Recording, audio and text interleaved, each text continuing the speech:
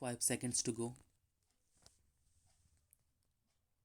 Dr. L.P. Misra submits that the said report was prepared without the participation of the petitioner company and without giving any opportunity to give a reply to the allegations that now form the basis of the passing of the impugned order. He further submits that the calculation as reflected in the impugned communication dated 25/7/2016, particularly in clause 9 thereof about the act of the petitioner company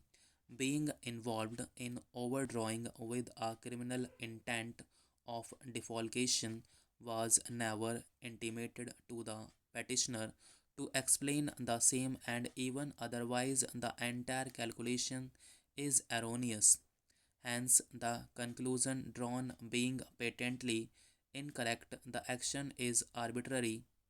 Dr. Misra then urged that there was ample material on record to demonstrate that the entire delay had been caused on account of the unavailability of the environmental clearance that was the obligation of the State Highways Authority, and which admittedly took more than a year to communicate. The aforesaid delay in the execution of the project and otherwise all the hindrances were totally attributable to the respondent number 2 that have been completely ignored while passing the impugned order, and therefore the decision making process is clearly vitiated, being arbitrary and whimsical. He has further submitted that these facts about the breach on the part of the respondent number 2 were not even brought to the notice of the High Court, nor was the petitioner a party in public interest litigation number 15147 of 2015, where directions were issued for completion of the project wide judgment dated 21/4/2015. It is submitted that the information given about the meeting chaired by the Chief Secretary and the resolutions passed therein as quoted in the said judgment were totally incorrect information, giving an impression as if the petitioner company had voluntarily, without any justification, abandoned the project. It is therefore urged that taking shelter by the respondent number 2 of the aforesaid judgment is totally unjustified, and in such circumstances, in view of the judgments that have been cited at the bar, the impugned order communication dated 25/7/2016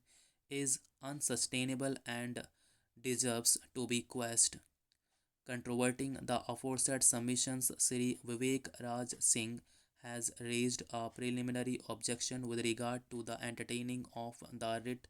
petition on the ground that any dispute arising out of the agreement dated 19/5/2011 has to be resolved as per Article 44 of the Terms of Agreement initially by conciliation, and on failure of mediation through arbitration.